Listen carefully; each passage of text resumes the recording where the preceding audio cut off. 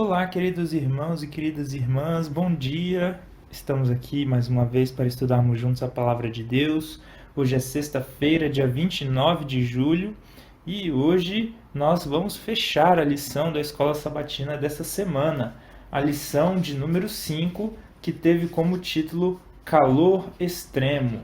Vejam só, queridos irmãos e queridas irmãs, quantas coisas nós aprendemos, não é, ao longo dessa semana. Mas antes de nós partirmos aqui para o encerramento, vamos fazer uma oração pedindo que Deus esteja conosco? Oremos. Senhor Deus, muito obrigado, Pai, pela Tua bondade, pela Tua misericórdia com cada um de nós. Obrigado pelo Teu cuidado e suplicamos, Senhor, que o Senhor venha transformar os nossos corações, perdoar os nossos pecados e nos ensinar através da Tua palavra. Que nós possamos aprender a confiar em Ti. Cada dia mais estamos estudando textos, histórias, relatos que nos auxiliam, Senhor, a confiar no Senhor, mesmo que estejamos passando por aflições. Então, te pedimos, Pai, humildemente, que o Senhor se faça presente conosco e que o Senhor continue nos ensinando, que nós nos lembremos destas lições. Tudo isso nós te pedimos e te agradecemos, em nome de Jesus. Amém. E a lição começa fazendo aqui algumas recomendações de leitura, meus queridos irmãos e queridas irmãs. A primeira recomendação está no livro Patriarcas e Profetas, é o capítulo 13, que tem como título O Teste da Fé, ou então A Prova da Fé. Eu não sei qual vai ser a versão que vocês vão ter aí, então, O Teste da Fé ou A Prova da Fé.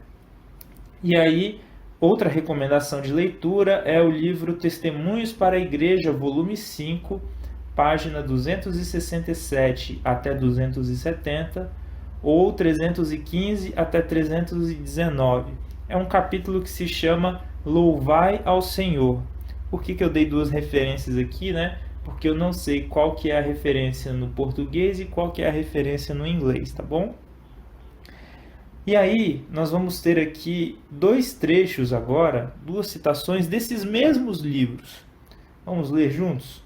Olha só o que está escrito no livro Patriarcas e Profetas, e diz o seguinte para nós. Deus sempre tem provado seu povo na fornalha da aflição. É no calor da fornalha que a escória se separa do verdadeiro ouro do caráter cristão. Jesus vigia a prova. Ele sabe o que é necessário para purificar o precioso metal, para que este possa refletir o brilho de seu amor. É por meio de sofrimentos severos e decisivos que Deus disciplina seus servos. Ele vê que alguns têm capacidades que poderão ser empregadas no avanço de sua obra e põe essas pessoas à prova. Em sua providência, ele as leva a posições que provem seu caráter.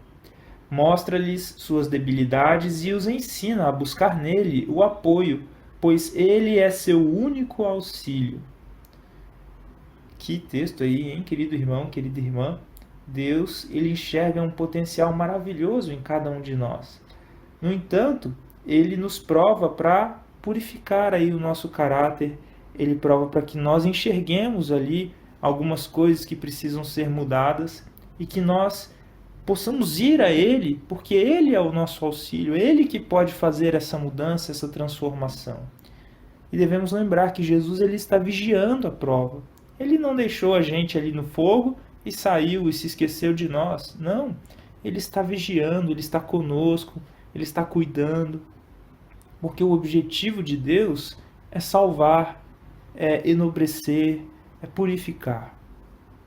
Bom, agora, o outro texto que nós vamos ler está no livro Testemunhos para a Igreja, volume 5, e diz o seguinte: Se na providência de Deus somos chamados a suportar provações, aceitemos a cruz e bebamos o amargo cálice, lembrando-nos de que é a mão de um Pai que o traz aos nossos lábios. Confiemos nele tanto nas trevas quanto na luz. Queridos irmãos e queridas irmãs, que possamos lembrar que Deus é o nosso Pai, que Ele cuida e que Ele traz ali, às vezes, alguns cálices para nós bebermos, mas que nós precisamos confiar nele. Bom, agora a lição traz aqui algumas perguntas para consideração. Primeira pergunta: Você já passou por um difícil teste de fé semelhante ao de Abraão? Vocês lembram que na lição dessa semana nós passamos pelo teste de Abraão, não é? Quando Deus pede que ele sacrifique o seu filho, seu único filho, Isaque, a quem ele amava. E a lição pergunta: o que você aprendeu com essa experiência sobre seus êxitos ou fracassos? Bom, essa é uma pergunta muito pessoal, vou deixar aí para cada um de vocês. Segunda pergunta: que extremos Cristo enfrentou nas suas últimas 24 horas antes da crucifixão? Como ele superou isso? Que princípios aprendemos com Cristo que nos ajudam a lidar com as nossas provas? Vamos ler, queridos irmãos e queridas irmãs, Marcos capítulo 14, do verso 35 ao 36. Aqui, nesse trecho, nós vamos ver o seguinte: Jesus no jardim do Getsêmani. Vejam só o que está escrito. E adiantando-se um pouco, prostrou-se em terra e orava para que, se possível, lhe fosse poupada aquela hora. E dizia: Abba, Pai, tudo te é possível. Passa de mim este cálice, contudo, não seja o que eu quero, e sim o que tu queres. Vejam só, eu achei muito importante essa declaração de Jesus. Pai, Abba aqui é uma forma carinhosa de se referir ao Pai, né? Na cultura judaica. Tudo te é possível. Jesus sabia que tudo era possível ao Pai. Ele reconheceu isso. Mas ele fala o que aqui? Contudo, não seja o que eu quero, e sim o que tu queres. Bom, queridos irmãos e queridas irmãs, isso traz lições muito importantes para nós.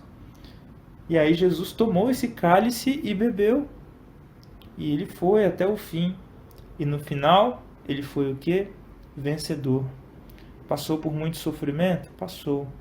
Mas na manhã da ressurreição, ele estava ali, de pé.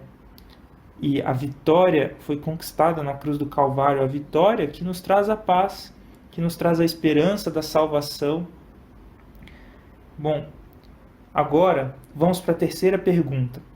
Podemos ministrar aos que sofrem por meio de nosso sofrimento?